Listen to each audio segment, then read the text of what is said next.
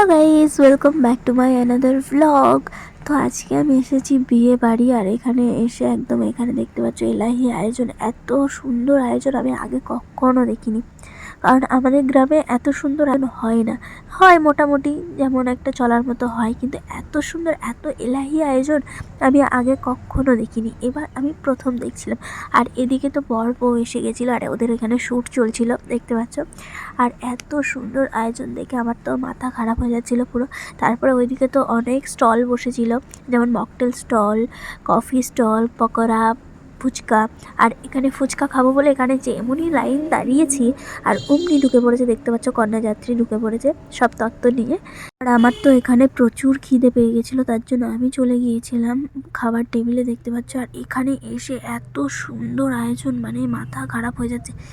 খাবার টেবিলের জায়গাটাও এত, মানে যেভাবে পরিপূর্ণ করে সাজানো, আমার এত ভালো লেগেছে কি বলবো। আর তোমরা মেনু কার্ডটা পজ করে দেখে নিও যে কী কী মেনু হয়েছিল। তো চলো তোমরা পরপর দেখতে থাকো, আরও অনেক কিছু দেখার আছে। আর আমি প্রথম এত ভালোভাবে খাবার খেয়েছি কি বলবো। এখানে কাঁসার থালা দেওয়া হচ্ছিল খাবার খাওয়ার জন্য। এই ফার্স্ট টাইম আমার সাথে এরকম এরকম ঘটনা ঘটছে, আমার এত ভালো লাগছে কি বলবো।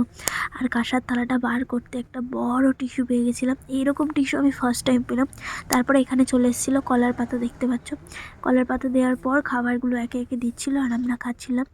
এত ভালো লেগেছিল খাবারগুলো, কোয়ালিটিও এত ভালো ছিল কি বলবো। তো চলো তোমরা পরপর দেখতে থাকো। খাওয়া দাওয়া শেষ করে আমি এখানে এসে দেখি এখানে একটা মিনি বাইক আছে, তো আমি চটপট এটার উপর উঠে পড়ছিলাম, কারণ আমার এটাই চড়তে খুব ভালো লাগছিলো বলে। তো এখানে একটু বাচ্চাদের মতো খেলা করলাম। তোমাদের তো বিয়েবাড়ির আসল জিনিসটাই দেখানো হয়নি। এই যে বিয়েবাড়ির গেট দেখতে পাচ্ছ, এত সুন্দর লেগেছে আমার, এত অসাধারণ লেগেছে কি বলবো। আর বিয়েবাড়ির ভিতরে, মানে যেখানে বর বউ বসেছিল, সেই জায়গার আয়োজনটা জাস্ট দেখো।